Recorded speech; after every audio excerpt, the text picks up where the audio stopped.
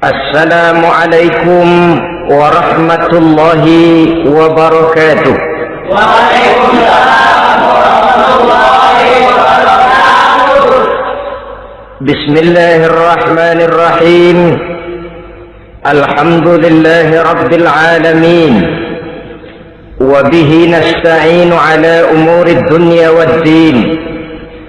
والصلاة والسلام على أشرف الأنبياء والمرسلين سيدنا ومولانا محمد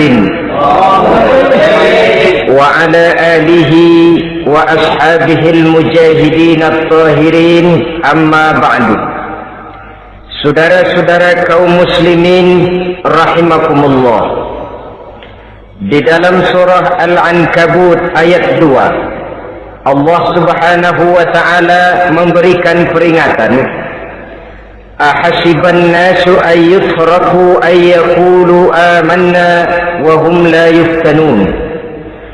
Adakah manusia menyangka bahwa mereka akan dibiarkan saja mengucapkan amanna, dibiarkan saja mengatakan kami beriman kepada Allah, wa hum la yuftanun, padahal mereka belum diuji lebih dahulu. Ini berarti apabila seseorang sudah berani mengatakan amanna, kami beriman kepada Allah, maka hendaklah ia bersiap-siap untuk menghadapi ujian.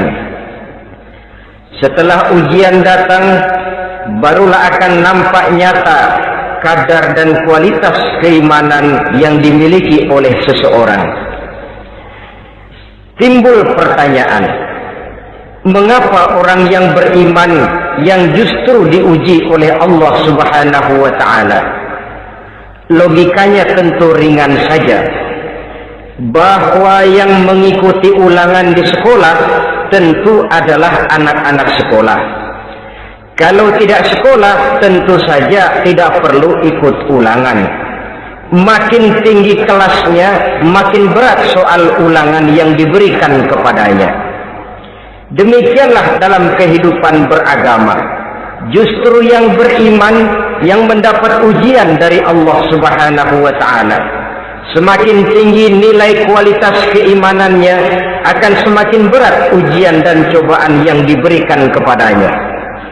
Nabi kita Muhammad sallallahu alaihi wasallam pernah pula memperingatkan.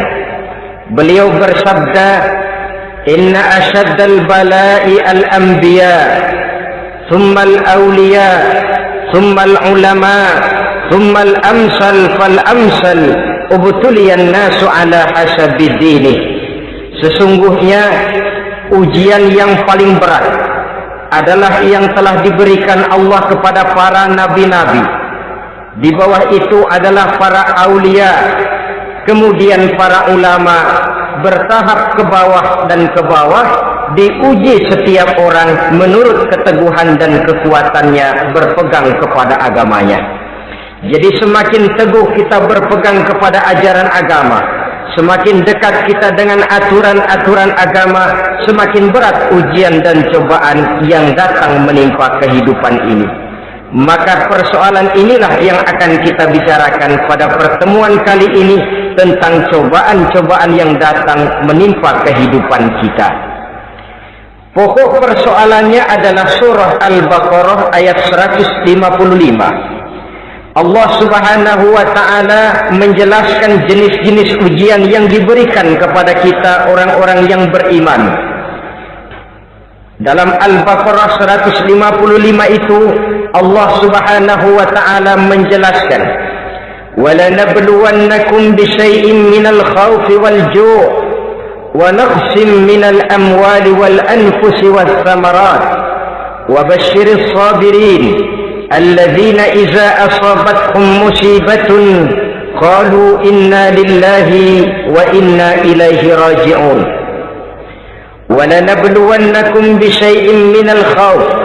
Dan tentu dan pasti kata Allah, kami akan menguji kamu sekalian, kami akan mencoba kamu sekalian dengan sebagian kecil dari rasa takut, wal ju', rasa lapar, wa naqsim minal amwal wal anfusi was samarat, kekurangan harta, jiwa dan buah-buahan.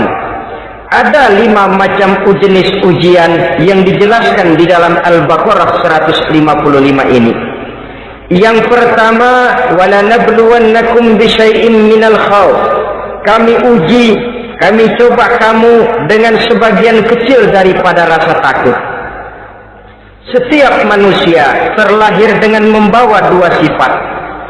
Yang kontroversil, akan disebut apa seseorang bergantung kepada sifat mana yang lebih menonjol di dalam dirinya. Tiap orang punya rasa berani, tiap orang punya rasa takut. Kalau beraninya lebih besar daripada takutnya, ia dinamakan pemberani. Tapi kalau takutnya yang lebih besar daripada beraninya, ia dinamakan penakut. Tapi yang jelas 2 sifat kontroversil ini memang ada dalam diri manusia. Akan diuji kamu sekalian dengan sebagian kecil daripada rasa takut.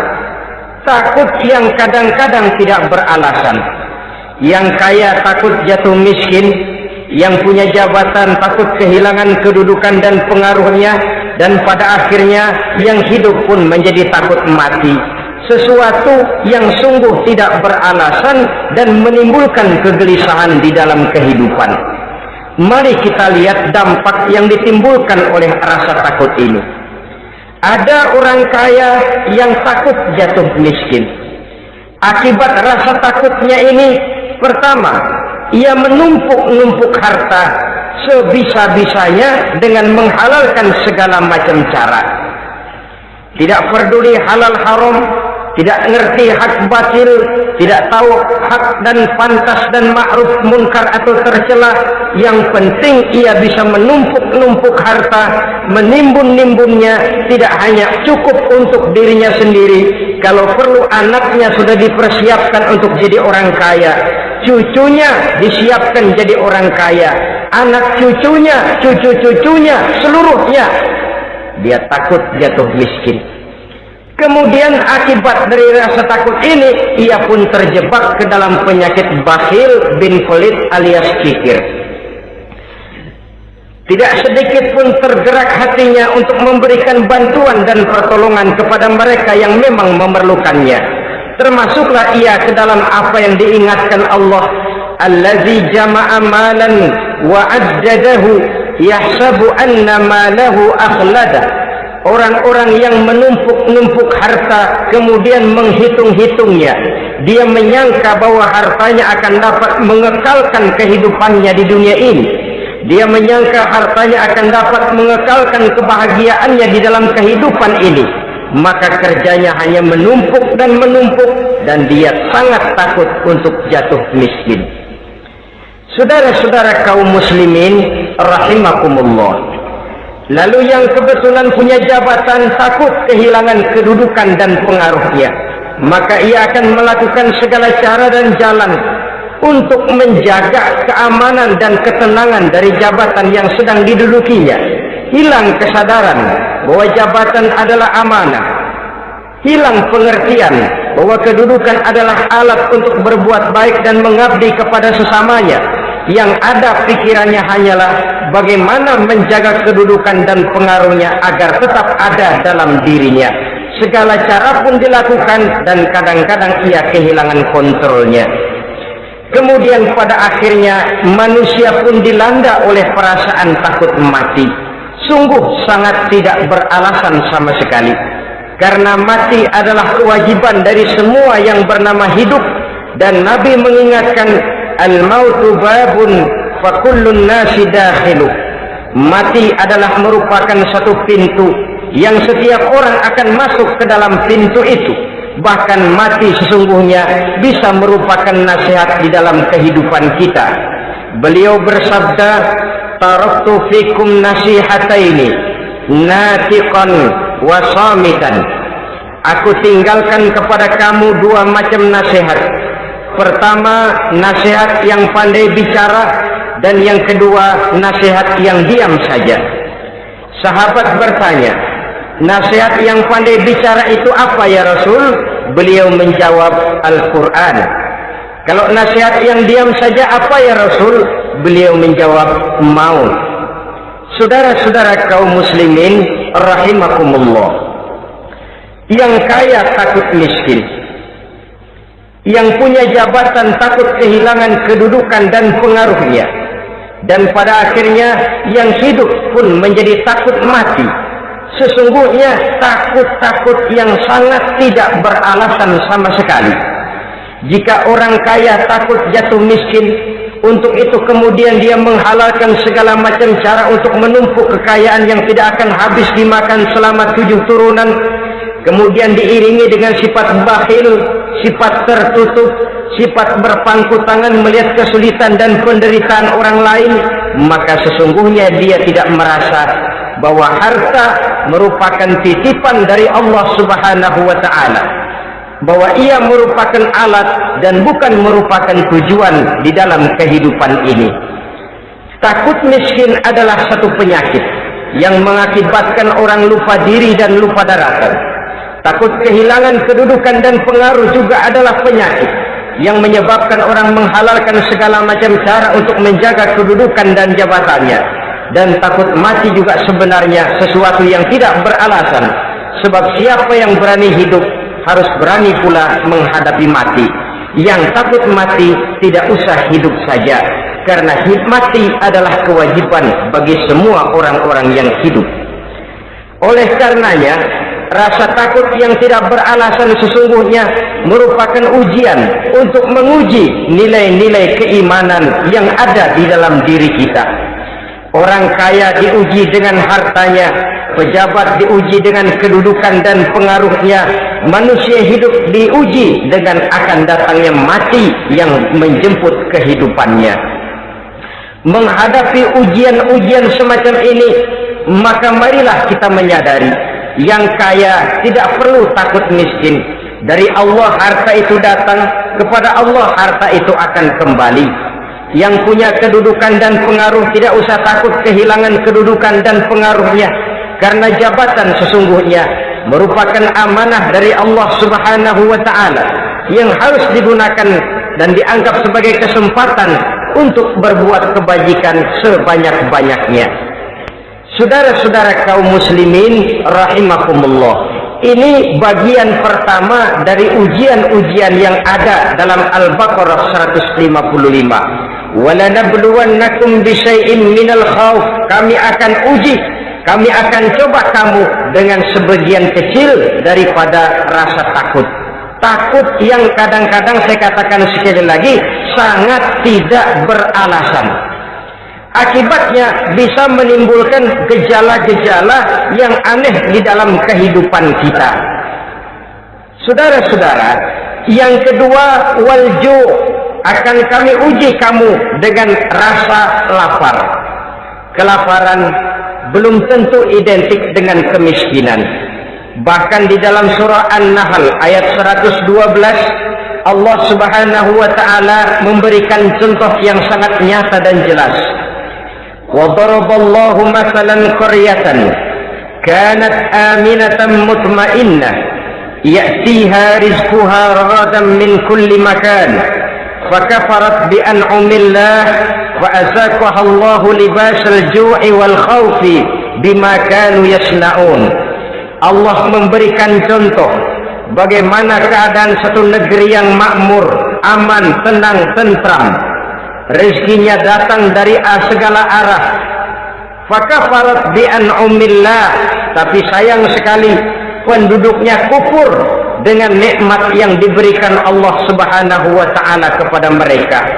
Akibatnya fa'azaqahallahu libasal ju'i wal khauf, Allah timpakan kepada mereka kelaparan dan ketakutan bima kanu yasnaun, sebagai akibat dari apa yang telah mereka lakukan. Marilah kita melihat contoh dalam Al-Quran ini untuk mengadakan introspeksi di dalam diri dan kehidupan kita masing-masing. Adalah satu keberuntungan bahwa kita sebagai manusia dijadikan Allah sebagai khalifahnya di permukaan bumi ini, yang ditugaskan untuk membudidayakan alam, mengelola dan mengambil manfaatnya bagi sebesar-besar manfaat di dalam kehidupan kita. Dijadikannya bumi untuk tempat tinggal kita sebagai hamparan di mana segala fasilitas dan kebutuhan hidup kita tersedia. Tinggal lagi kita pandai-pandai mengelolanya. Apalagi buat kita Muslim yang tinggal di persada Nusantara tercinta Indonesia ini. Satu negara yang orang katakan untayan jamrut katulistiwa, yang hijau ranau subur makmur, melahirkan slogan dengan kata gemah rifah loh jenawi toto tentrem kertora harjo. Negara yang demikian subur, negara yang demikian indah, negara yang demikian hijau ranau ini, apabila kita terkena fakafarat bi an'umillah, kufur kepada nikmat yang diberikan oleh Allah kepada kita, dia tidak akan mendatangkan ketenangan, dia tidak akan mendatangkan kesejahteraan, bahkan akan sangat boleh jadi akan menimbulkan kekacauan, ketidaktenangan dan kelaparan di tengah negara yang subur makmur. Inilah yang sangat menyedihkan. Kenapa ini bisa terjadi? Fakafarat bi an'umillah, orang kufur terhadap nikmat yang diberikan Allah Subhanahu wa taala.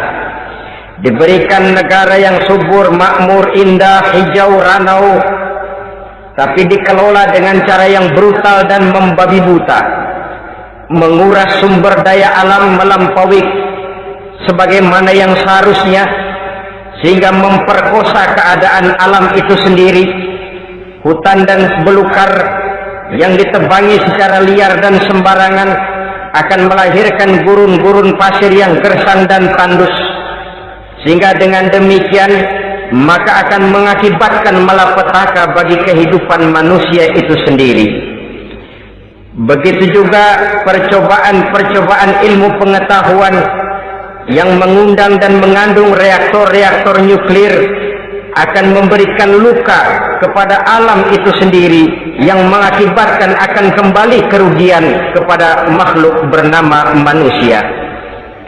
Saudara-saudara kaum muslimin rahimakumullah, jadi dengan demikian di dalam satu negara yang subur, hijau ranau dan makmur, bisa saja terjadi kelaparan apabila kita ingkar, tidak mau bersyukur terhadap nikmat yang diberikan Allah kepada kita.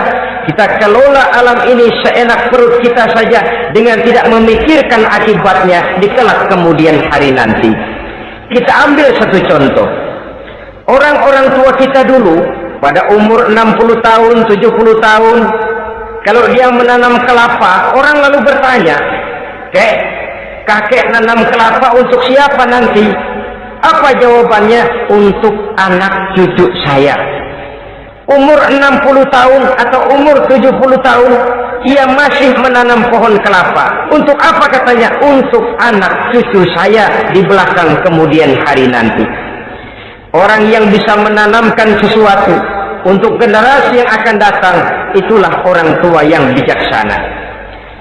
Tapi orang yang menanam sesuatu hanya untuk kepentingan dirinya sendiri saja, maka itulah orang yang hanya mementingkan diri sendiri atau orang egois. Tapi lebih celaka lagi, orang yang mau melakukan sesuatu yang akan meninggalkan akibat bagi generasi yang akan datang, akibat yang tidak baik, itulah orang yang aniaya, orang yang zalim di dalam kehidupan kita. Bumi, tempat di mana kita manusia tinggal, bukan satu wujud yang tanpa batas. Pernahkah kita membayangkan cuma satu bumi untuk dihuni oleh 5 miliar lebih dari makhluk bernama manusia, yang kadang-kadang pertumbuhan sarana untuk menunjang kehidupan tidak sepesat pertumbuhan jumlah makhluk bernama manusia itu sendiri. Oleh karena itu kita dituntut untuk pandai-pandai mengelola, membudidayakan alam ini dengan tetap menjaga keseimbangannya, sehingga bahaya kelaparan yang merupakan ujian di dalam kehidupan, insya Allah tidak akan kita temukan di dalam kehidupan kita. Saudara-saudara kaum muslimin rahimakumullah, ini kelaparan dalam artian sebagai satu bangsa, bisa juga kelaparan dalam artian dalam kehidupan pribadi daripada manusia. hidup ini kata orang berjalan bagaikan roda pedati. Sekali tempo naik kita ke atas, lain saat turun kita ke bawah. Ada saatnya kita jaya, ada saatnya kita pun mengalami kemunduran.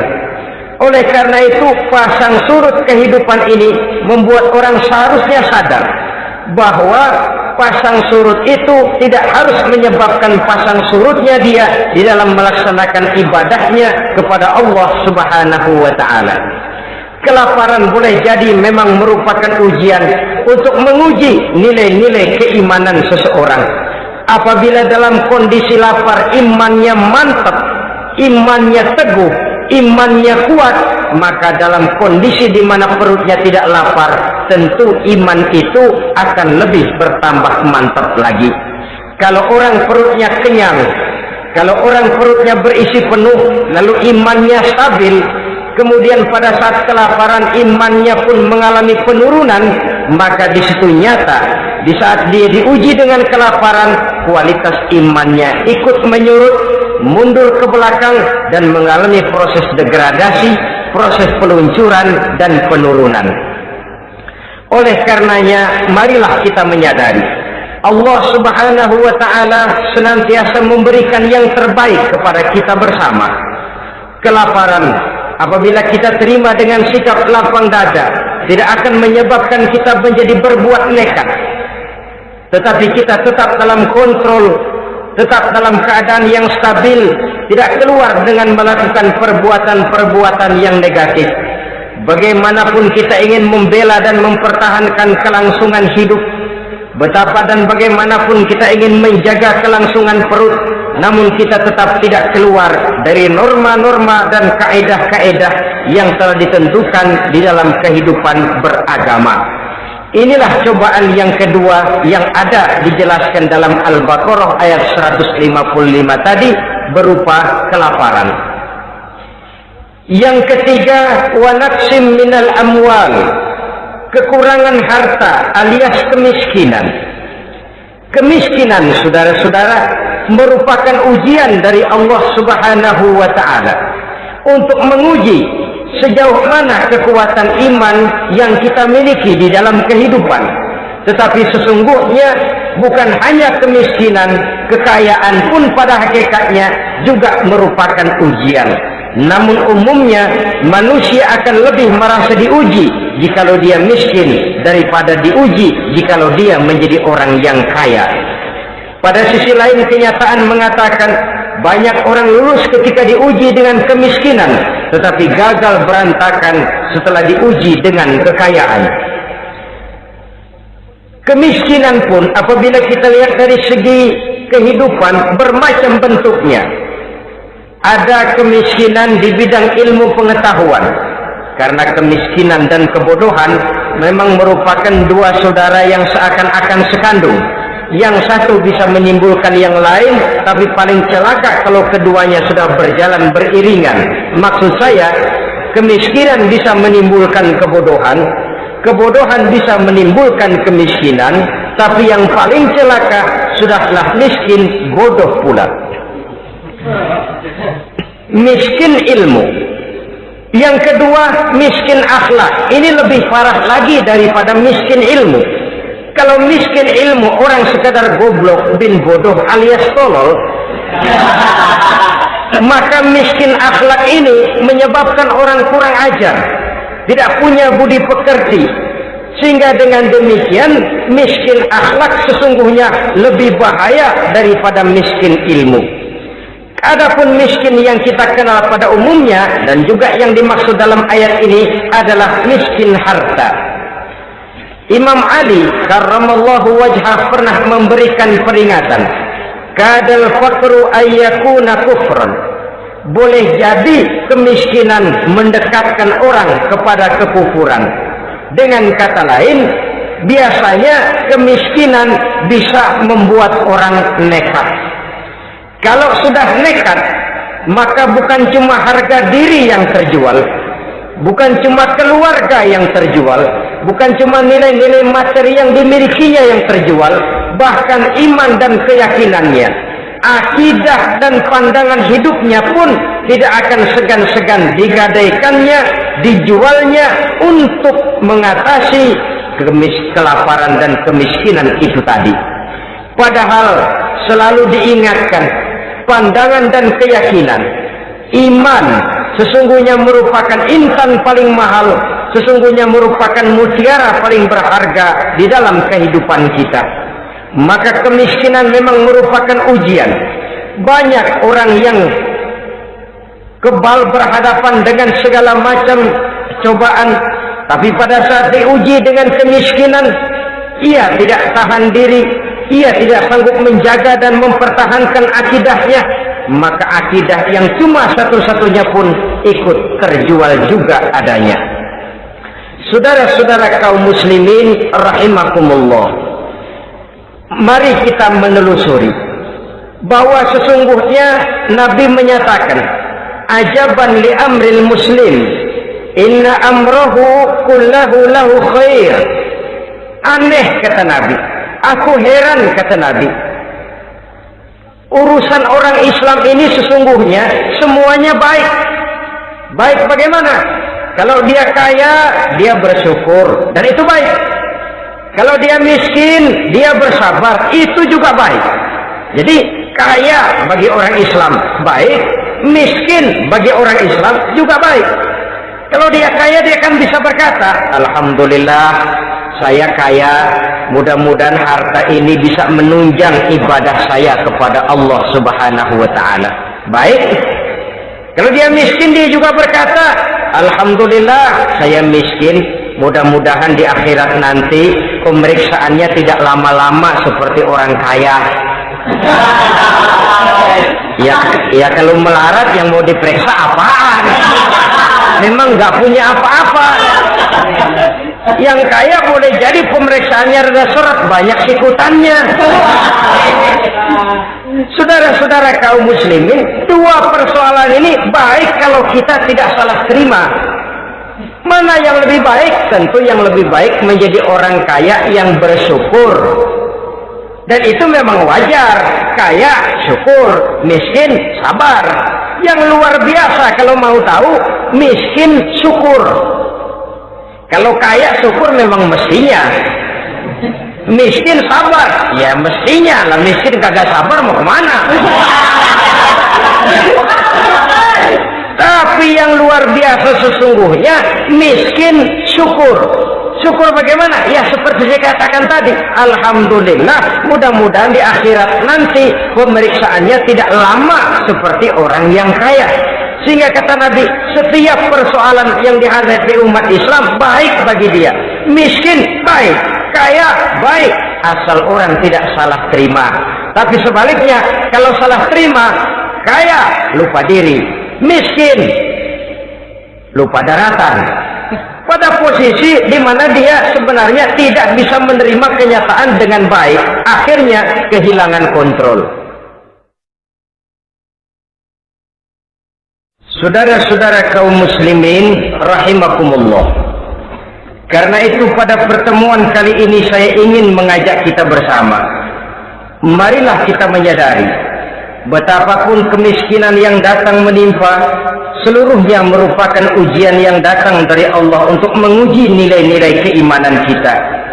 Jangan iman itu berubah, jangan akidah itu bergoyah, jangan keyakinan dan pandangan hidup itu tertukar dengan keyakinan dan pandangan hidup lainnya. Bahkan dalam kemiskinan, orang biasanya menemukan diri dan kepribadiannya. Dalam kemiskinan, orang bisa berjalan lebih lurus untuk mendekati Allah Subhanahu wa ta'ala. Sesungguhnya kemiskinan bukan merupakan sesuatu yang harus kita takuti, apalagi kalau ia memang merupakan ujian. Kemiskinan yang merupakan ujian adalah kemiskinan yang akan berakhir dengan kebaikan. Saudara-saudara kaum muslimin, tapi jangan lupa membicarakan pokok persoalannya. Ini kalau kemiskinan menimpa orang-orang yang beriman, itu yang ujian. Kalau nggak beriman, melarat, bukan ujian, persekot.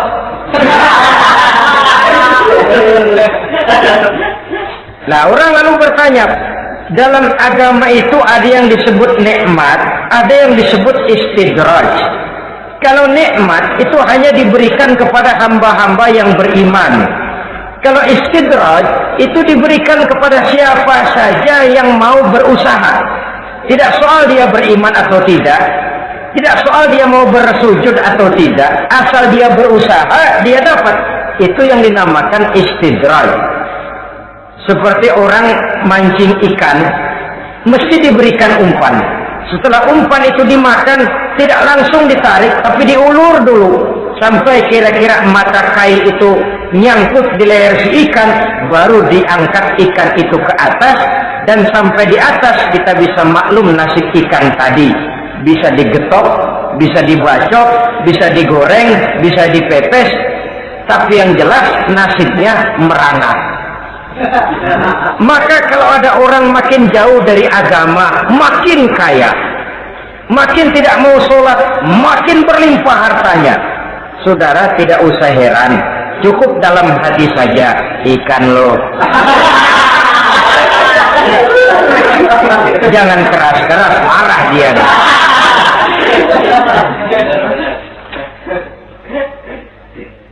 Kemiskinan apabila didasari dengan sikap keimanan merupakan ujian untuk menguji kualitas keimanan seseorang.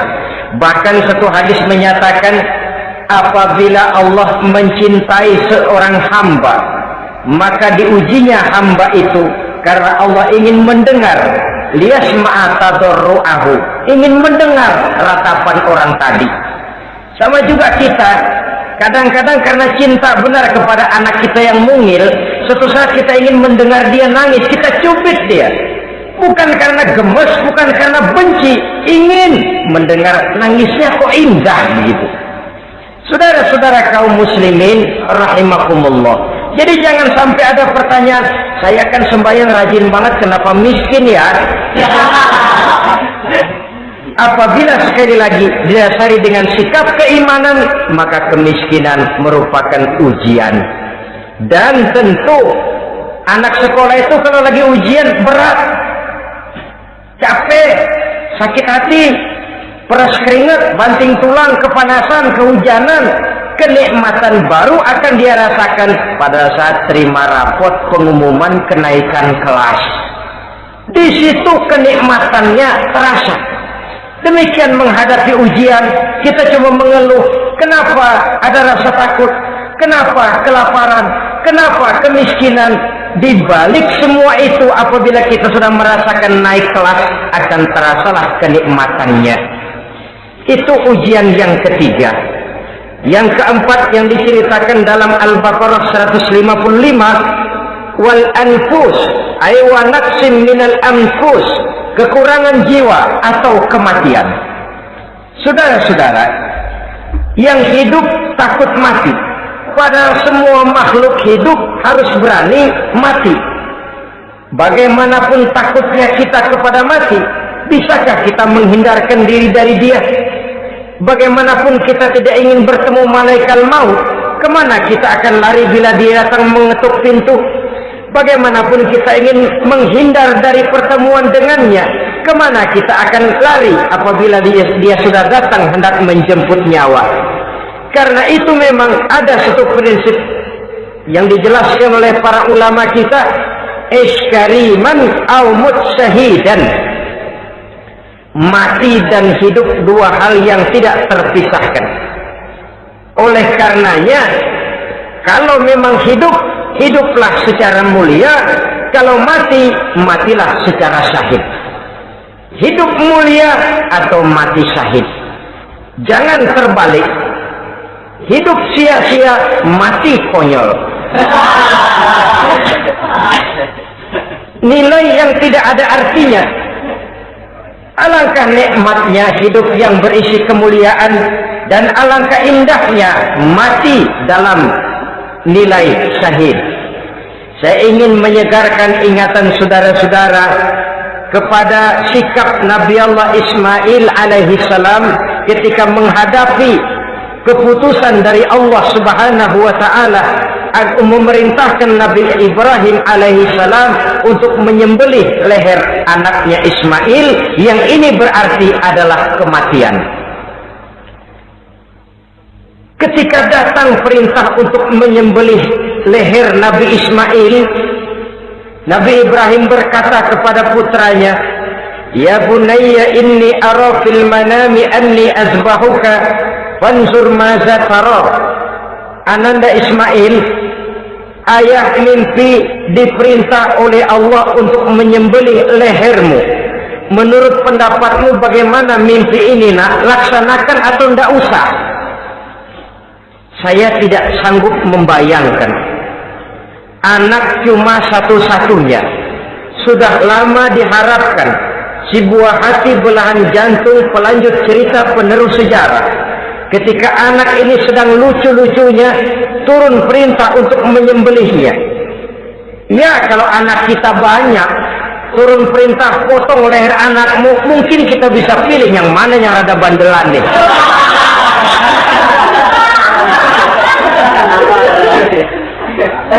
Tapi ini anak cuma satu-satunya. Lucu, sudah lama diharapkan. Dan memang itu juga merupakan ujian kepada Nabi Allah Ibrahim. Seolah-olah Allah berkata, "Hai Ibrahim, dahulu sebelum kau punya anak, kau memang cinta kepadaku. Sekarang setelah kau punya anak, masuk rasa cinta anak ke dalam hatimu. Buktikan Ibrahim, mana yang lebih besar, cintamu kepadaku, kata Allah, atau cintamu kepada anakmu. Sembelih leher anakmu." Ternyata kemudian sejarah menyatakan Nabi Ibrahim cinta kepada Allah, beliau pun cinta kepada putranya, tapi cintanya kepada Allah lebih besar daripada cintanya kepada putranya. Sehingga ketika turun perintah penyembelihan, itu pun dilaksanakannya, tapi tetap musyawarah dulu. Yakin itu memang perintah Allah, beliau toh mengajak dialog putranya. Ini yang penting dalam kehidupan kita, dialog. Nah, bapak mimpi diperintah Allah untuk menyembelih lehermu. Menurut pendapatmu bagaimana nak? Laksanakan atau tidak? Yakin itu perintah Allah, tapi asas musyawarahnya tidak beliau tinggalkan. Walaupun yakin orang tua berbuat untuk kebaikan anak, alangkah baiknya anak diajak bicara. Sehingga dengan hasil pembicaraan ini nanti kita akan mengerti gejala perkembangan dan kemauan dari jiwa si anak tadi. Saudara-saudara kaum muslimin, apa jawaban Nabi Allah Ismail yang ketika itu masih remaja? Beliau menjawab, "Ya abatif alma tu'mar, satajiduni insyaallahu minas sabirin." Bapak, jikalau memang ini memang perintah Allah, laksanakan saja Bapak. Tidak usah ragu. Mudah-mudahan nanti Bapak akan menemukan saya termasuk ke dalam golongan orang-orang yang sabar. Ini pantulan doa Nabi Ibrahim dahulunya ketika meminta seorang keturunan yang merupakan anak yang soleh. Jawaban dari anak yang soleh. Kalau memang ini perintah Allah Bapak, laksanakan saja. Saya insya Allah termasuk ke dalam golongan orang-orang yang sabar. Kalau Allah memerintahkan Bapak untuk menyembelih leher saya, silahkan Pak. Saya ikhlas, saya ridho, saya rela untuk memenuhi perintah Allah Subhanahu wa ta'ala. Ini jawaban anak soleh. Sebab itu sering saya katakan, kalau kita cuma punya anak pintar tidak soleh, mungkin jawabannya nggak begini. Nak, Bapak diperintah motong leher kamu, nak, bagaimana pendapatmu? Mungkin dia jawab, Bapak aja yang Tuhan, Pak.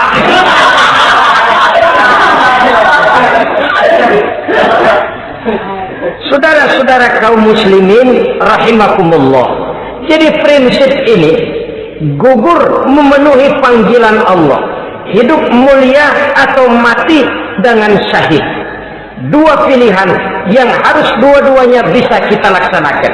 Iskariman atau mutsyahidan. Kalau hidup, hiduplah dalam kemuliaan. Kalaupun mati, matilah sebagai syahid. Sebagai orang yang dikenang kebaikan dan kebajikannya. Sebagai orang yang dekat dan banyak berbuat untuk kepentingan agamanya. Jangan tidak tercapai kedua-duanya. Hidup tidak punya nilai, mati pun tidak punya arti. Sia-sia semuanya. Kita masih hidup, orang anggap enggak ada. Dalam istilah tauhid disebut wujuduhu ka'adamihi. Adanya sama dengan tidak adanya. Dia sih ada apa enggak ada sama, gitu-gitu juga. Alangkah ruginya kalau ada kita dianggap sama dengan tidak ada. Apalagi kalau kita sudah tidak ada, ya tidak ada beneran. Iskariman au mutsyahidan. Hiduplah mulia atau matilah sebagai syahid. Saudara-saudara kaum muslimin rahimakumullah, mati sesungguhnya juga merupakan ujian untuk menguji sejauh mana persiapan yang sudah kita lakukan di dalam kehidupan ini untuk menyambut, dan tidak cuma sekedar untuk menyambut, tapi juga untuk mengarungi kehidupan sesudah kematian itu sendiri. Sebab kematian bukan akhir dari segalanya. Kematian cuma satu pintu di mana kita akan masuk dan akan berjalan kembali menelusuri fase-fase kehidupan yang telah ditentukan oleh Allah Subhanahu wa taala. Saudara-saudara kaum muslimin rahimakumullah, pembicaraan tentang kematian ini pun bisa kita evaluasi. Ada yang takut mati usahanya, ada yang takut mati karirnya, ada yang takut mati rezekinya, ada yang takut mati batinnya, ada yang takut mati jasmaninya, dan lain sebagainya. Seluruh ketakutan kepada kematian itu memang merupakan hal yang wajar. Ada yang takut mati usahanya, ada yang takut mati karirnya, ada yang takut mati rezekinya. Tapi kalau ketakutan itu lalu melahirkan perbuatan-perbuatan negatif yang menimbulkan penyimpangan, itu sudah di luar dari yang seharusnya. Kematian merupakan ujian.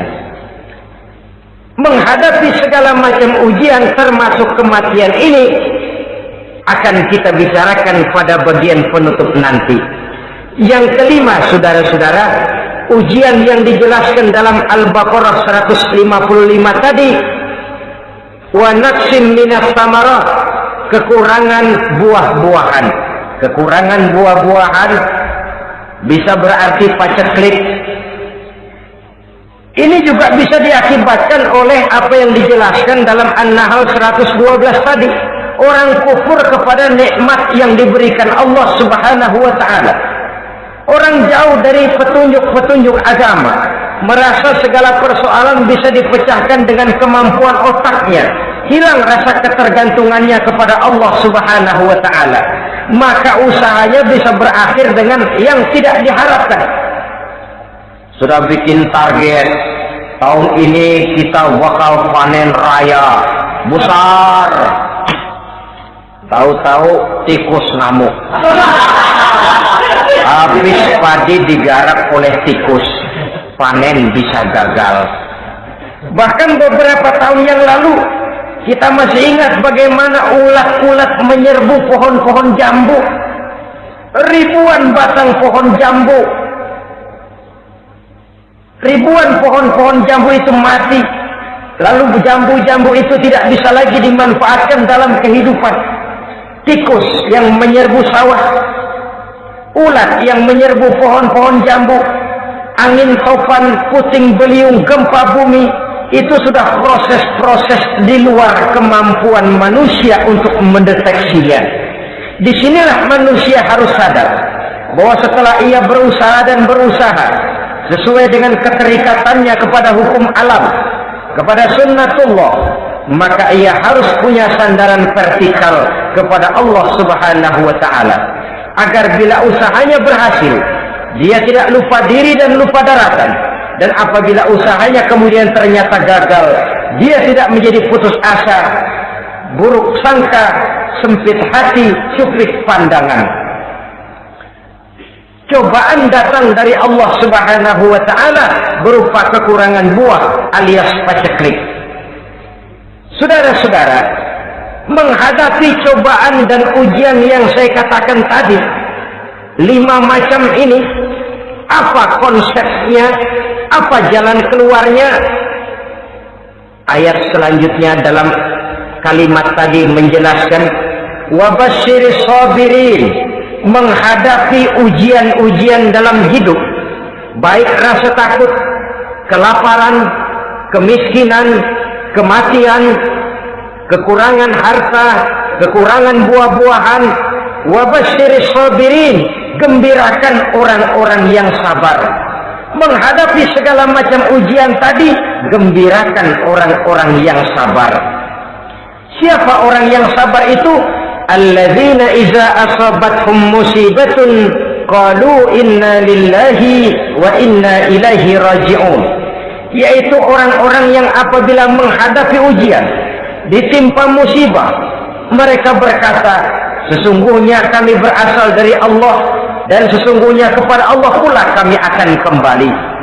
Bukan cuma sekedar ucapannya, tapi penghayatannya kepada filsafat yang terkandung di dalam kalimat itu tadi. Maka jadilah dia semacam lipstick, jadilah dia semacam dekorasi. Apabila kita berjanji dan dalam hati kita sudah ada kemungkinan besar kita tidak akan datang, kita tetap menggunakan kata-kata insya Allah. Padahal yang jelas tidak akan mau datang adalah kita. Kita sandarkan dan kita kembalikan itu kepada Allah. Sesungguhnya kami berasal dari Allah. Sesungguhnya kepada Allah juga kami akan kembali. Bukan cuma sekedar ucapannya, tapi juga penghayatan kepada filsafat yang terkandung di dalamnya. Kalau suatu saat kita harus kehilangan harta yang kita miliki, kenapa tidak berpikir inna lillahi wa inna ilaihi raji'un? Bahwa dulu pun ketika lahir ke dunia ini tidak ada harta yang saya bawa. Kalau sekarang harta itu hilang, inna lillahi wa inna ilaihi raji'un. Itu yang saya maksud. Kalau sekarang, kalau suatu saat kita harus melepaskan pangkat jabatan yang kita sayangi, kenapa kita tidak kembali kepada inna lillahi? Dulu pun ketika waktu lahir ke dunia ini tidak ada pangkat dan jabatan yang saya bawa. Kalau sekarang harus pensiun, inna lillahi wa inna ilaihi raji'un. Ini kadang-kadang enggak dengar mau mutasi, mau pensiun, mulutnya inna lillahi, tapi gerbek-gerbek dukun diusung.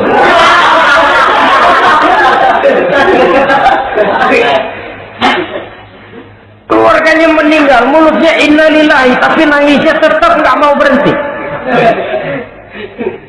Bukan cuma sekedar ucapannya, tetapi penghayatan kepada nilai dan filsafat yang terkandung di dalam kalimat innalillahi itu. Sesungguhnya segalanya saja berasal dari Allah, segalanya saja akan kembali kepada Allah Subhanahu wa Ta'ala. Kalau ini yang kita jadikan landasan, maka sesungguhnya menghadapi berbagai ujian ini kita tidak akan salah singkap, tidak akan salah tingkah, tidak akan salah sikap. Kalau sudah ini dasar dan fondasi yang menjadi landasan tempat di mana seluruh cobaan datang bertumpu, segalanya datang dari Allah, segalanya akan kembali kepada Allah, maka betapapun bertumpu ujian datang menimpa, rasanya tidak akan lagi membuat kita goyah, karena fondasi tempat kita berdiri sudah demikian kokoh dan kuatnya. Dan fondasi itu inna lillahi wa inna ilaihi raji'un.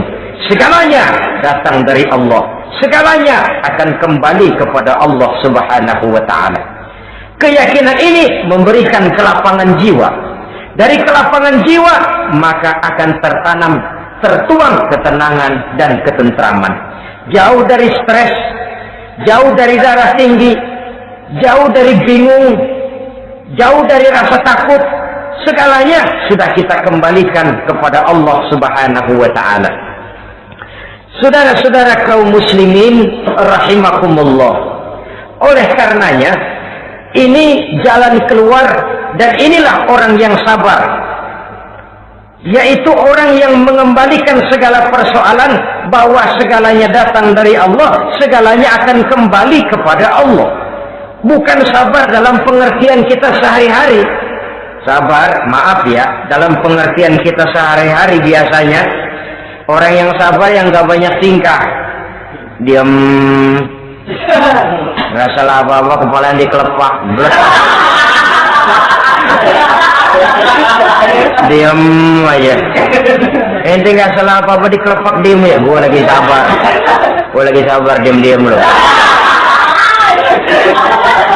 Rasanya ini sih, kalau sabar macam ini yang kita punya, boleh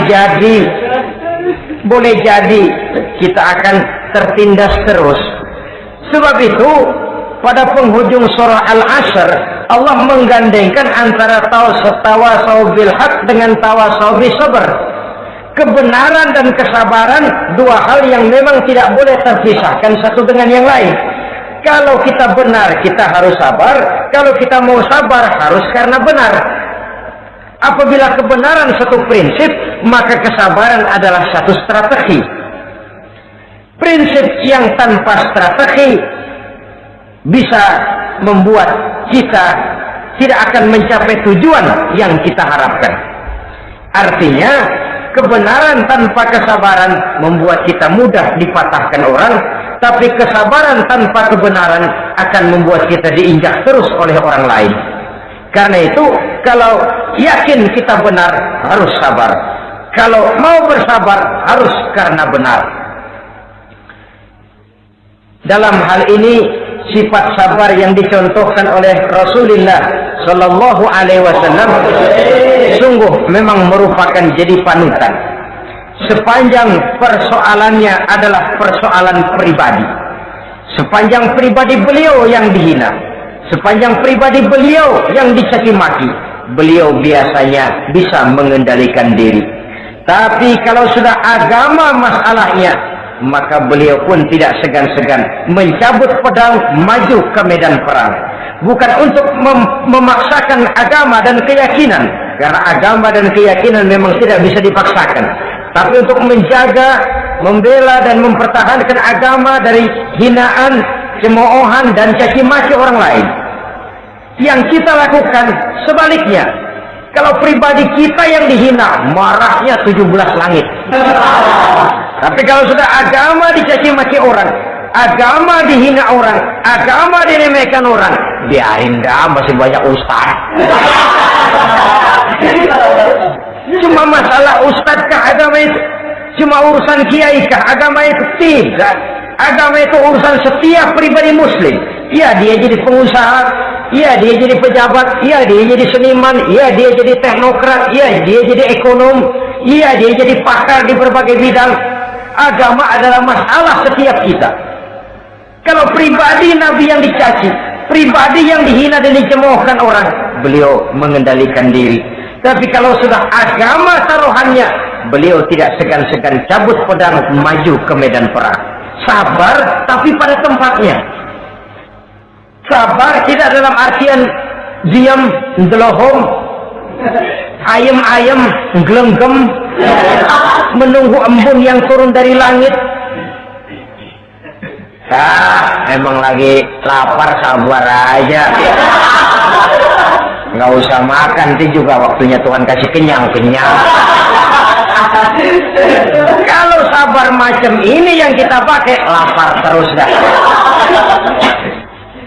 Emang giliran sakit, sabar aja. Nggak usah berobat, nanti juga waktunya baik, sembuh. Mati terus dah.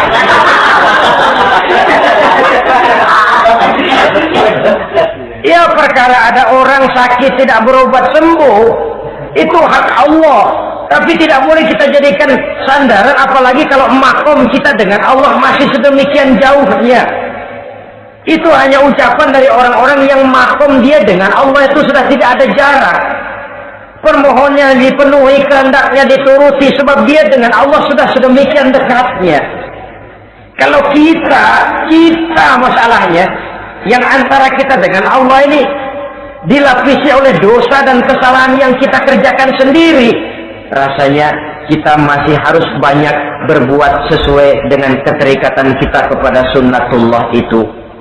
Orang yang sabar adalah orang yang sadar kepada hakikat dan filsafat yang terkandung di dalam kalimat inna lillahi wa inna ilaihi raji'un. Segalanya datang dari Allah, segalanya pun akan kembali kepada Allah. Harta yang hilang tidak membuat kita gundah. Pangkat yang harus kita tanggalkan tidak membuat kita kecil hati dan tidak akan meninggalkan medan pengabdian. Kenapa? Kita cuma menganggap itu satu titipan. Lain kalau kita anggap itu punya kita, jabatan punya kita. Nah, itu yang kita suka wangkeng. Saudara-saudara kaum muslimin, kesimpulannya banyak cobaan-cobaan dalam hidup. Yang dibicarakan dalam Al-Baqarah 155 ini sebagian kecil dari rasa takut, kelaparan, kemiskinan, kematian, dan kekurangan buah-buahan. Menghadapi segala macam ujian tadi, kembalilah kita kepada dasar inna lillahi wa inna ilaihi raji'un. Segalanya datang dari Allah, segalanya pun akan kembali kepada Allah. Semoga dengan sikap ini kita akan lapang dada menghadapi ujian dan akan semakin tangguh iman dan akidah kita menghadapi cobaan yang datang menimpa. Inilah pertemuan pada kali ini, semoga ada manfaatnya. Terima kasih atas segala perhatian, mohon maaf atas segala kekurangan. Usikum wa nafsi bitaqwallah. Wassalamualaikum warahmatullahi wabarakatuh. Waalaikumsalam warahmatullahi wabarakatuh.